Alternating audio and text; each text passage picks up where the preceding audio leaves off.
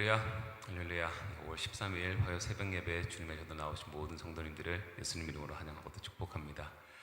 저희들이 믿음의 여정을 걸어가면서 내 생각이나 욕심이나 우리의 이익대로 살아가는 것이 아니라 주님의 뜻을 알고 그 뜻에 순종하며 우리가 하나님을 기쁘시게 하는 삶을 살아가는 저희들 모두가 되기를 소망합니다. 우리 시간 내가 나의 삶이 주님의 기쁨이 되기를 간절히 소망하는 마음으로 함께 찬송하며 나아갑시다.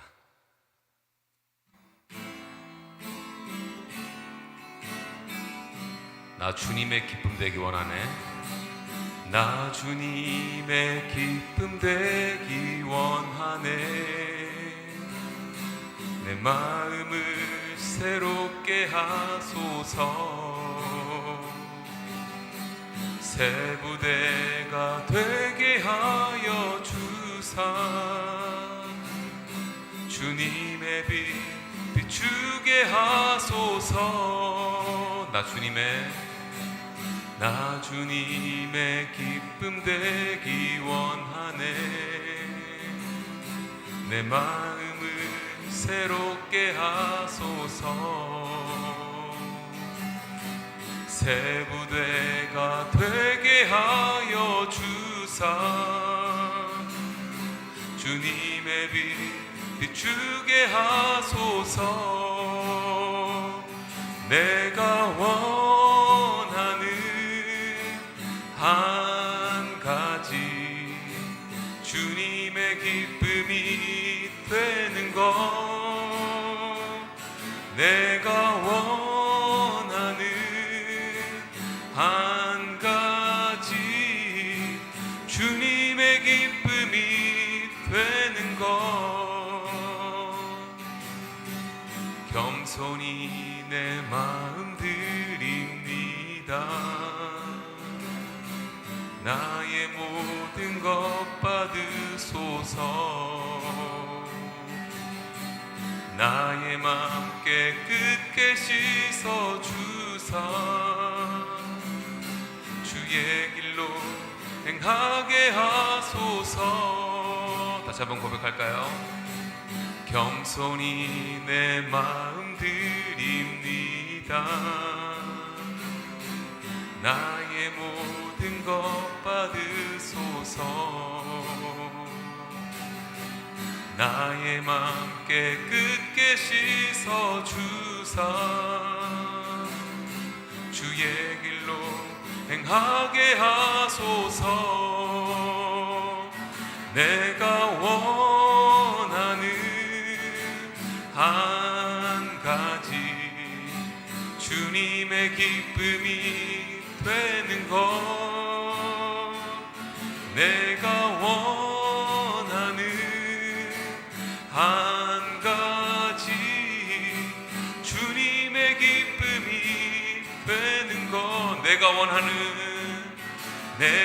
원하는 한 가지 주님의 기쁨이 되는 것. 내가 원하는 한 가지 주님의 기쁨이 되는 것. 내가 원하는 한 가지 주님의 기쁨이 되는 것. 내가 원하는 한 가지 주님의 기쁨이 되는 것. 주님의 기쁨이 되는 것.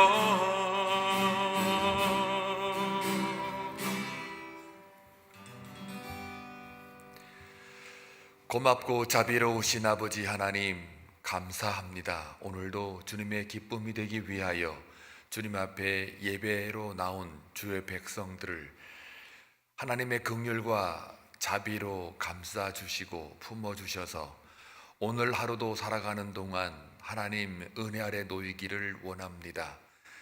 한순간도 하나님의 눈동자의 지킴이 없이는 우리가 살아갈 수 없는 자들이므로 늘 하나님에게 우리의 시선을 집중하게 하여 주시고 주시는 말씀을 통하여 깨닫는 은혜로 덮어주셔서 좌로나 우로나 치우치지 않게 하시며 하나님만을 바라볼 수 있는 믿음의 일꾼들로 끝까지 지켜주시기를 원합니다. 특별히 간구하옵기는 오는 주일 예배로 임직자와 원로 장로 추대 예배를 통해 그동안 하나님께서 이끌어 주셨고 은혜 아래 놓이게 하셔서 주의 몸된 교회를 위해 수고와 섬김을 다했던 그 모습들, 그리고 앞으로 새로운 일꾼으로 세워짐으로 하나님의 일을 감당하며 하나님의 교회를 세워가기 위한 새로 받은 모든 임직자들 하나님께서 다 세우셨사오니 그 세움받은 모든 과정과 진행 속에 하나님의 은혜와 진리가 충만하기를 원합니다. 그리하여 함께 교회를 세워가는 아름다운 협력으로 모든 영혼들을 주께 인도할 수 있는 귀한 은혜의 자리가 되게 하여 주옵소서. 또한 간구하옵기는 지금도 성도들 가운데에는 광풍을 만나 두려움과 떨림에 있는 교우들이 있을 수 있습니다. 그들을 불쌍히 여기시고 오히려 배 한 구석에 주무시고 계시는 예수님을 바라보기를 원합니다. 주무셔도 되는 그 예수님, 이 땅의 만유의 주이신 그 예수를 바라볼 때 제자들의 마음이 평강으로 얻어질 수 있도록 주께서 인도하여 주시고 믿음이 없는 자라고 그 소리를 듣지 않을 수 있도록 주님을 더 바라보는 믿음의 제물이 될 수 있도록 역사하여 주옵소서. 그리하여 가장 낮은 자리에 있을 때 이미 주님이 거기에 계심을 우리가 믿고 오늘도 기도하러 나온 주의 백성들이 오니 불쌍히 여기시고 저들의 기도와 간구하는 소리에 귀를 기울이시며 하나님이 숨지 않는다는 것을 확인하는 귀한 은혜가 되게 하여 주옵소서. 오늘도 주의 말씀을 통하여 하루를 살아갈 때 주의 말씀이 내 발에 빛이요 등이 될 수 있는 것을 확인하는 귀한 하루가 되게 하여 주옵소서. 예수님의 이름으로 기도하옵나이다. 아멘. 하나님 말씀 보시겠습니다. 민수기 22장 15절에서 30절입니다. 함께 교독할 때에 하나님의 음성을 들을 수 있기를 바랍니다. 발락이 다시 그들보다 더 높은 고관들을 더 많이 보내매 그들이 발람에게로 나아가서 그에게 이르되 십볼의 아들 발락의 말씀에 청하건대 아무 것에도 거리끼지 말고 내게로 오라. 내가 그대를 높여 크게 존귀하게 하고 그대가 내게 말하는 것은 무엇이든지 시행하리니 청하건대 와서 나를 위하여 이 백성을 저주하라 하시더이다. 발람이 발락의 신하들에게 대답하여 이르되 발락이 그 집에 가득한 은금을 내게 줄지라도 내가 능히 여호와 내 하나님의 말씀을 어겨 덜하거나 더하지 못하겠노라. 그런즉 이제 너희도 이 밤에 여기서 유숙하라. 여호와께서 내게 무슨 말씀을 더하실는지 알아보리라. 밤에 하나님이 발람에게 임하여 이르시되 그 사람들이 너를 부르러 왔거든 일어나 함께 가라. 그러나 내가 내게 이르는 말만 준행할지니라. 발람이 아침에 일어나서 자기 나귀의 안장을 지우고 모압 고관들과 함께 가니 그가 감으로 말미암아 하나님이 진노하심으로 여호와의 사자가 그를 막으려고 길에 서니라. 발람은 자기 나귀를 탔고 그의 두 종은 그와 함께 있더니 나귀가 여호와의 사자가 칼을 빼어 손에 들고 길에 선 것을 보고 길에서 벗어나 밭으로 들어간지라. 발람이 나귀를 길로 돌이키려고 채찍질하니 여호와의 사자는 포도원 사이 좁은 길에 섰고 좌우에는 담이 있더라. 나귀가 여호와의 사자를 보고 몸을 담에 대고 발람의 발을 그 담에 짓누르매 발람이 다시 채찍질하니 여호와의 사자가 더 나아가서 좌우로 피할 데 없는 좁은 곳에 선지라. 나귀가 여호와의 사자를 보고 발람 밑에 엎드리니 발람이 노하여 자기 지팡이로 나귀를 때리는지라. 여호와께서 나귀 입을 여시니 발람에게 이르되 내가 당신에게 무엇을 하였기에 나를 이같이 세 번을 때리느냐. 발람이 나귀에게 말하되 네가 나를 거역하기 때문이니 내 손에 칼이 있었다면 곧 너를 죽였으리라. 나귀가 발람에게 이르되 나는 당신이 오늘까지 당신의 일생 동안 탄 나귀가 아니냐. 내가 언제 당신에게 이같이 하는 버릇이 있었더냐. 그가 말하되 없었느니라. 아멘. 민수기 22장의 배경을 좀 알아야 되는데요. 사실은 22장부터 23장, 24장 이 세 장에 걸쳐서 발락과 발람 사건을 기록하고 있습니다. 이 사건이 얼마나 중요하였는지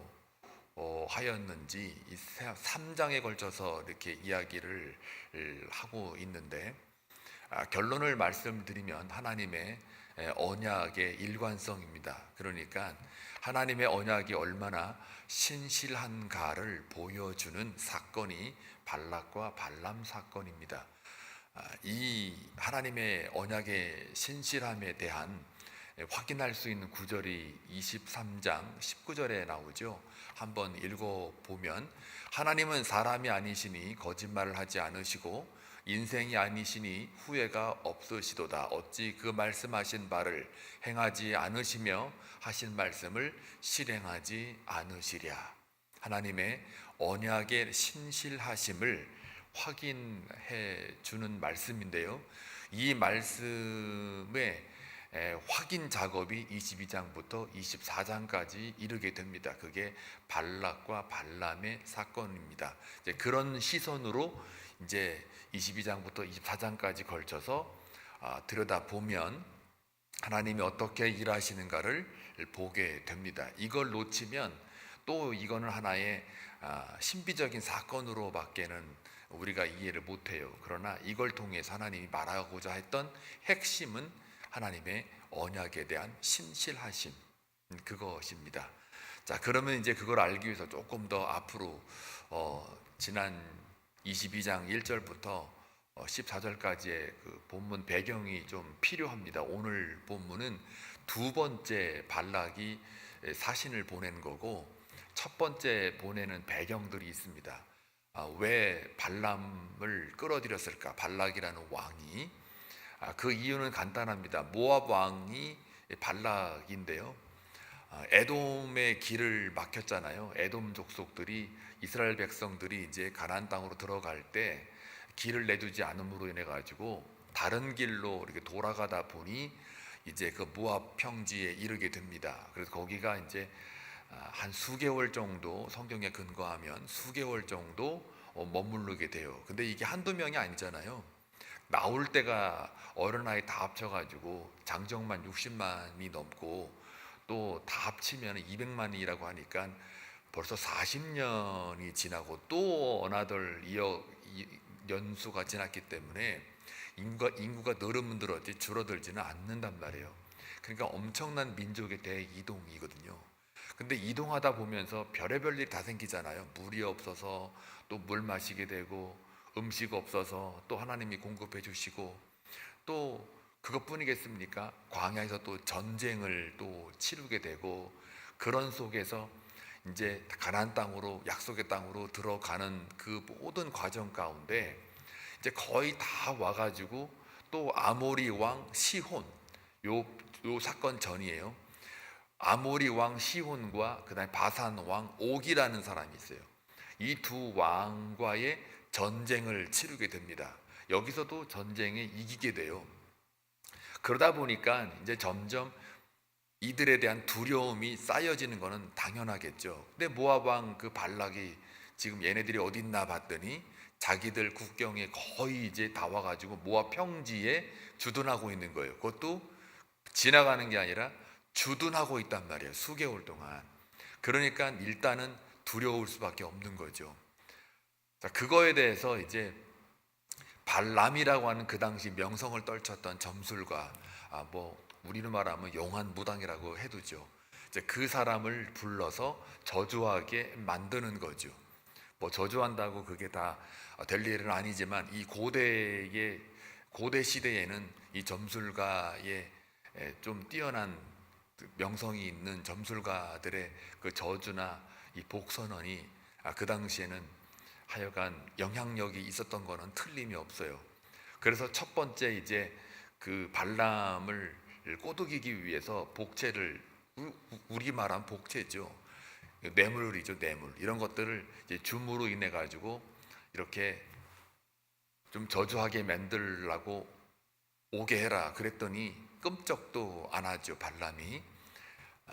뭐 뇌물이 적었는지 그건 모르겠으나 하여간 이 발람이라는 사람이 그래 처음에 물어봅니다. 하나님한테 하나님이라고 물어보는데, 그게 이제 믿음이 있어가지고 하나님 뜻을 물어보는 게 아니고, 그 당시엔 어느 신이든 간에 이 점술가들이 그 해당 민족의 믿는 신을 이렇게 접촉하는 거예요. 그게 그래서 물어본단 말이에요. 그러니까 물어보니까 당연히 뭐라고 그래요? 12절에 그 민수기 22장 12절 어제 본문이에요. 하나님이 발람에게 이르시되 너는 그들과 함께 가지도 말고 그 백성을 저주하지도 말라. 그들은 복을 받은 자들이니라. 복을 받은 자들이기 때문에 너는 그들에게 가지도 말고, 그러니까 그들과 함께, 그러니까 첫 번째 뇌물 가지고 와가지고 꼬드기는 그 자들과 가지도 말고 또 그 백성을 저주하지도 말라는 거예요. 근데 그 이유가 이스라엘 백성들은 복을 받은 자들이라고요. 이게 중요합니다. 가지도 말라, 저주하지 말라, 이게 눈에 많이 들어오지만, 그러나 그걸 하게 된 근원은 그들, 하나님의 백성들은 복을 받은 자들이다. 이 복이 뭘까요? 딴 게 아니죠. 그들은 내 백성이라는 거죠. 내 사람이라는 거예요. 그게 복받은 자들이라는 특징이에요. 여러분이 복받은 자들이에요. 그러니까 이 창세기 12장에 보게 되면은 네가 어디로 가든지 너를 축복하는 자가 축복받을 것이고 너희를 저주하는 자를 저주하게 될 거다라고 하는 아브라함의 그 주신 복과 저주의 선언이 있잖아요. 그러니까 이거의 기준은 뭐냐면 하나님의 언약 말씀, 그리고 언약 백성이라고 하는 것 때문에 복과 저주가 갈려요. 그러니까 여러분들이 인생의 광야에 살면서 예수 믿는 하나님의 자녀들이 이렇게 광야를 걸어가고 지나갈 때 여러분들 저주하면 그들이 저주받는 거고요. 여러분을 축복하면 그들이 복받는 거예요. 이게 그래서 언약의 신실함에 대해서 지금 이 발락과 발람의 이야기를 통해서 말하고자 하는 하나님의 마음이에요. 그게. 그러니까 여러분들은 복받은 자들이다. 이거 놓치고 있으시면 안 돼요. 여러분이 조금 고난받고 고통받고 또 겉보기에는 재난 같아 보여서 힘들 때가 있지만 절대 우리는 복받은 자들이라는 것을 잊지 마세요. 하나님의 백성이라는 것을 잊지 마시라고요. 분명히 거기에 하나님의 뜻이 있는 거고 선한 인도하심이 반드시 있어요. 내가 당장 오늘 죽어도 육은 죽을 수 있으나 하나님의 복받은 그 정체성과 신분은 여전히 유효합니다. 그것도 영원히. 조건이 뭐예요? 예수 안에서 하나님의 백성이라고 하는 그 정체성이 확고한 믿음 안에서. 그러니까 오늘 분명히 12절 말씀을 통해서 우리에게 말씀하잖아요. 내 백성이니까 발람에게 뭐래요? 가지도 말고 그들과 가지도 말고 그 백성을 저주하지도 말라. 왜요? 네가 저주하면 너도 저주를 받는다. 네가 축복을 하면 너는 복을 받는다. 이렇게 되는 거죠. 이게 아브라함의 그 처음 만났을 때에 소명을 줄 때에 네가 어디로 가든지 하나님께서 복과 저주가 이 두 개가 같이 있는데 바로 그게 하나님의 내 백성이라는 걸 확인시켜 주는 거죠. 멋진 하나님 아닙니까? 이런 하나님이 어디 있습니까? 다른 종교들 안에서의 신들은 다 자기한테 바치라 그러고 그냥 희생하라 그러고 그러는 신이지, 이렇게 다 그냥 하나하나를 이렇게 챙겨주잖아요. 정말 선한 그 마음 착한 부모가 너는 잘 될 거야, 너는 어딜 가든 넌 인정받을 거야, 내가 너를 지켜줄 거야, 그런 말하는 게 부모잖아요. 똑같습니다. 하나님 마음은 그래요.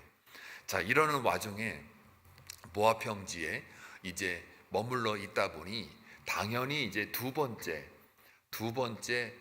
그 사신들을 보내 가지고 발람의 마음을 돌이키려고 합니다. 첫 번째는 안 돌아오니까 또 꼬드기죠. 뭘로 꼬드겨요? 15절에 나와 있습니다. 더 높은 고관들을 보내요. 더 많이 보내요. 그리고 그 다음에 이제 복채도 더 훨씬 많이 보내요. 그러다 보니까 발람이 흔들거리고 있는 것을 우리가 확인해요. 지금 어떤 말이냐면 18절에 보니까는 발람이 발락의 신하들에게 대답하여 이르되 발락이 그 집에 가득한 은금을 내게 줄지라도 내가 능히 여호와 내 하나님 말씀을 어겨 덜하거나 도하지 못하겠노라. 이 말하는 게 아니에요. 이건 어중간한 거예요. 안 됩니다 하고 하나님의 두려움 때문에도 안 된다 이렇게 딱 잘라야 되는데요. 이게 안 되는 거예요. 그게 19절에 나와 있어요. 그런즉 이제 너희도 이 밤에 여기서 유숙하라. 여호와께서 내게 무슨 말씀을 더하실는지 알아보리라. 꼭 믿음 있는 것 같잖아요. 이 겉보기에는. 그렇죠? 교회 잘 나오세요. 교회 나오시면 말씀을 듣고 신앙생활이 더 좋을 거예요. 교제도 하고 뭔가 영적인 거는 공동체가 있어야 돼요. 그렇지만 어떤 사람들은 아이고 기도해 볼게요. 제가 한번 생각해 볼게요. 이건 뭐예요? 이거는 왔다 갔다 하는 거잖아요. 그런 거거든요. 이게 지금 이 밤에 여기서 유숙하라. 이건 그 사람들을 자기 집에 두는 거예요. 딱 잘라버리지 못하는 겁니다. 이게 그러니까 뭡니까? 탐심이, 탐욕이 하나님께 나아가는 것과 하나님의 뜻을 구하는 거에 그리고 결단하는 거에 뭐 하고 있는 거예요? 방해하고 있는 거예요. 그러니까 세상의 가치와 보상과 이 탐심에 이렇게 쏠리게 되면요, 하나님의 말씀을 깨닫는 거에 방해가 돼요. 결단력도 없어져요. 용기도 사라져요. 그리고 거기에 그냥 왔다 갔다 합니다. 하나님의 뜻이 진짜 맞아? 확실하게 거절하는 게 맞을까? 이렇게 우물쭈물하는 거는 그거는 내 마음의 욕심, 욕망, 탐욕, 세상의 자랑, 이생의 자랑, 육체의 정욕 이것들이 있어서 그래요. 그것들이 있다 보니까 또 이익이 자기에게 주어진다고 생각을 하니까 그렇기 때문에 이게 왔다 갔다 하는 거예요. 말씀 분명한데 가지 말라, 저주하지 말라. 정확해요. 말씀은 애매하지가 않는데 애매한 건 누구예요? 하나님이 아니라 우리가 애매한 거예요. 항상 양다리 걸치기를 한단 말이에요. 자, 그래서 결국은 이제 이렇게 해가지고 20절에 보니까 밤에 하나님이 발람에게 임하여 이르시되 그 사람들이 너를 부르러 왔거든 일어나 함께 가라. 그러나 내가 내게 이르는 말만 준행할지니라.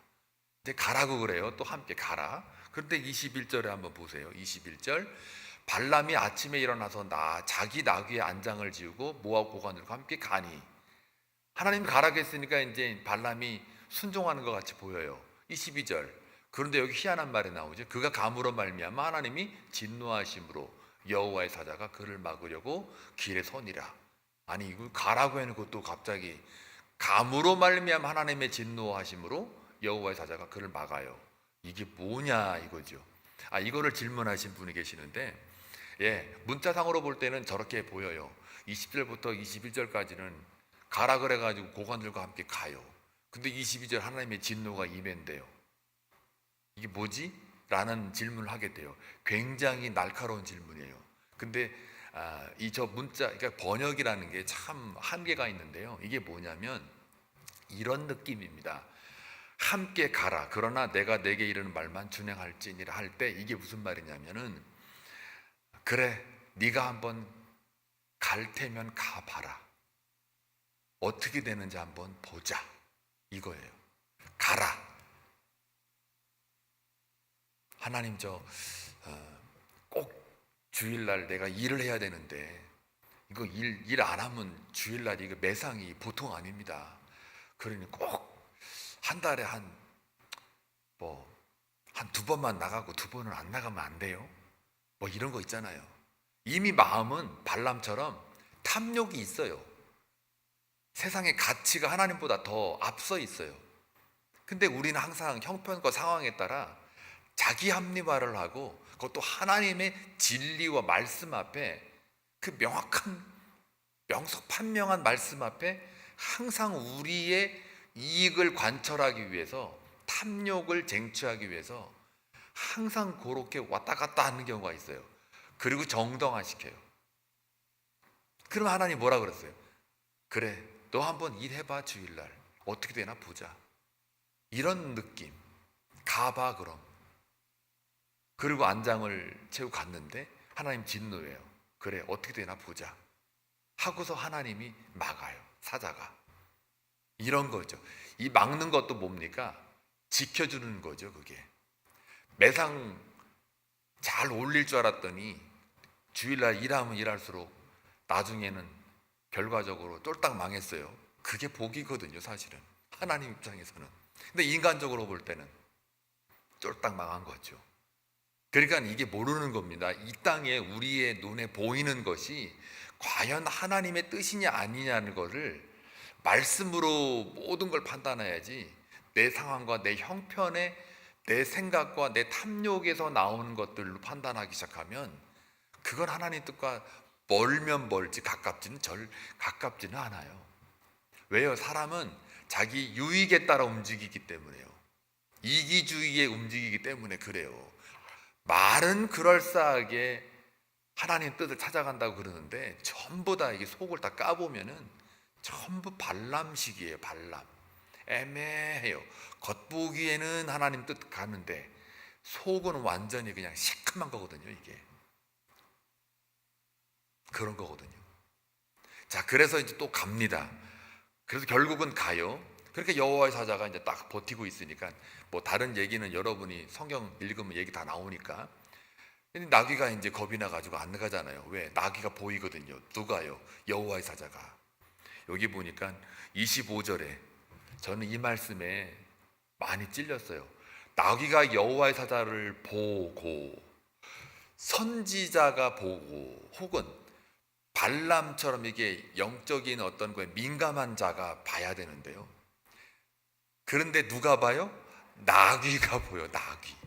나귀도 보는 여호와의 사자를 우리 믿는 자가, 여호와의 사자가 안 보이면 그거 문제잖아요. 그래서 야, 나는 그러면 여호와의 사자가 늘 보일까? 늘 하나님의 말씀이 나를 바라보고 있는 걸 내가 깨닫고 있을까? 다시 제가 저를 묻게 돼요. 나귀가 여호와의 사자를 보고, 요 보고에 잘못하면 나도, 목사인 나도 나귀보다 못할 것 같다. 여러분 안 찔리세요? 나는 찔리는데, 말씀을 전하는 저도 찔리는데, 여러분이 안 찔려요? 그럼 뭐예요? 우리는 다 나귀보다 못한 거예요. 하나님의 관점에서 볼 때. 이제 그래가지고 이 나귀는 보는데 발람이 안 보이니까 어떻게 해요? 자기 이익대로 움직이는 거예요. 자기 탐욕대로 움직여요. 그래서 막 나귀를 좁혀는 거예요. 때려요. 몇 대 때렸다고 그랬어요? 3대 때렸다고 그랬어요. 그러니까 나귀가 입을 열어가지고 말하잖아요. 내가 뭘 잘못했냐? 이제까지 내가 단 한 번도 주인 당신의 말에 어긴 적이 있더냐? 한 번도 없지 않느냐? 그러니까 발람이 그거 인정합니다. 없다 하고 오늘 맞춰요. 말씀이. 그렇죠. 30절에 그래, 없어. 내가 너한테 그렇게 한 적이 없지. 나귀가 말하는 거예요. 그럼 내가 왜 이렇게까지 하겠느냐? 여호와의 사자가 있다 이거예요. 나도 보는 이 여호와의 사자, 네 눈에는 안 보이지 않느냐? 이게 참 중요합니다. 어떤 광풍을 만나고, 어떤 어려움이 만나고, 어떤 상황과 형편이 나에게 이게 만나게 될 때요, 가장 중요한 게 뭐예요? 하나님의 말씀을 통하여 하나님을 보게 되는 거예요. 이게 굉장히 중요합니다. 엊그저께 주일 설교도 마찬가지예요. 똑같은 말이에요. 온유함이라는 거는 어떠한 난관, 재난, 기근, 환난, 압박, 강제, 이런 상황 속에서 하나님의 말씀이 먼저 우선순위 되고 잘 들리고 떠올려서 기억이 돼서 그 말씀으로 내가 다스려짐으로 나오는 반응을 온유라고 그랬잖아요. 내가 이렇게 말했을 때 하나님 뜻을 거스리는 건가? 하나님 사랑하지 않는 건가? 이웃을 사랑하지 않는 건가? 공동체를 훼손하는 건가? 이게 더 떠오르는 거예요. 그래서 그 말을 함에 있어서 혈기와 감정을 딱 멈추는 거란 말이에요. 함부로 말하지 않게 되는 거예요. 그리고 하나님의 뜻을 말하게 되는 거예요. 저주하는 자에게 같이 저주를 받아치는 게 아니라 저것도 하나님의 주권 안에 있구나. 하나님이 혹시 나보고 들으라는 소리인가 하고 하나님을 먼저 앞세워서 하나님의 뜻을 구하는 그 과정 속에 발생하는 내 마음의 뭐예요? 평정, 평강, 안정, 이런 것들이잖아요. 그러니까 오늘도 똑같은 겁니다. 나귀도 보는데 나도 못 본다. 이거 우리가 다시 한번 물어봐야 돼요. 내 자신에 대해서. 우리 베드로 후서 2장 16절을 읽고 맞춰볼게요. 그들이 바른 길을 떠나 미혹되어 부홀의 아들 발람의 길을 따르는도다. 이 베드로 사도가 이 발람 사건을 이렇게 표현하는 거예요. 그는 부르의 싹을 사랑하다가, 부르의 싹이잖아요. 그러니까 탐욕이잖아요. 탐욕을 사랑하니까 어물쩡 하는 거란 말이에요. 우리도 마찬가지죠. 세상의 가치 때문에, 내 이득 때문에 어물쩡 할 때가 너무 많아요. 이때 자기의 불법으로 말미암아 뭐라고 그래? 베드로 사도가 이런 행동들을 불법이라고 하는 거예요. 하나님의 말씀이 아닌 거라고 말하는 거죠. 그래서 책망을 받아요. 말하지 못하는 나귀가 사람의 소리로 말하여 이 선지자의 미친 행동이래요. 이게 미친 행동. 이 미친 행동을 저지하였느니라. 여러분, 미친 행동 하지 마세요. 그런데 참 저 은혜 받는 게 뭐냐면, 나귀가 사람의 소리를 통하여서라도 이 선지자의 가는 길에 미친 행동을 막는 거, 이게 하나님의 복이란 말이에요. 저와 여러분이 이 땅 살아가는 동안 여러분 하나님의 말씀을 가지고 살아가야 될 사람들인데, 자꾸 내 안에 있는 자기의 불법으로 말미암아 불의의 싹을 사랑하다가 자꾸 그렇게 미친 행동으로 가다 보니 하나님께서 고난을 주고 재앙을 주고 어려움을 주고 광풍을 만나게 하고, 그렇게 할 때 그 미친 행동을 어떻게 해요? 막아버리잖아요. 그러니까요, 하나님의 속한 자녀들은 어떠한 상황과 환경이 그것이 어떤 악이 아니라요, 늘 하나님이 인생 광야길을 가는 데에 인도하시는 하나님이라는 것을 확인할 수가 있는 거예요. 그런 정말 만나고 싶지 않는 재앙조차도 하나님께서는 나를 끝까지 구속사로 몰고 가고 있는 그 하나님의 열심이 우리 안에 있어요. 우리의 삶의 주인으로 그분이 우리를 이끌고 가고 있단 말이에요. 그거를 우리가 안다면 어떠한 상황과 형편의 문제가 아닌 거예요. 전부 다 믿음 문제인 거예요. 하나님을 향한, 하나님을 내가 얼마나 신뢰하는가에 대한 믿음의 문제지 상황이나 환경이 바뀌어서 생기는 문제가 아니라는 거예요. 동시에 내 안에 있는 불의의 싹을 사랑하는 문제로 그걸 책만 받는 걸로, 그런 걸로 불법이라는 걸로 우리가 저지르기 때문에 하나님이 막아주기 위한 현상으로 내게 고통과 어려움이 있는 것뿐이지, 우리 하나님의 자녀들은 그렇게 하나님께서 이끌어 가신다는 거예요.